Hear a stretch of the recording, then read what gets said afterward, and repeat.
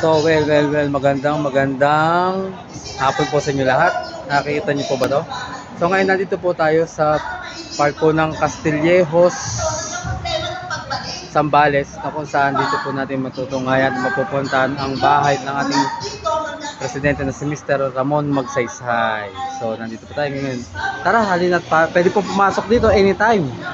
Pasata na, Tuesday, parang may nakita akong Monday to Tuesday yata, I think. Teka lang, tingnan natin ha. Check.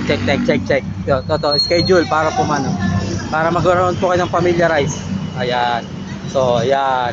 Open po siya ng Tuesday to Sunday, 9 AM to 4 PM po. Sa mga gusto pong sumilip at pumunta, para makita niyo po ang bahay po ng ating dating presidente na si Ramon Magsaysay. So, pasok po tayo guys, para makita niyo mo. Ay, teka lang.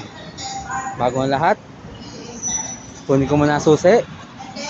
Yan, naglakbay lang ako kung saan ang saya-saya. Para makita ko lang lahat-lahat ng mga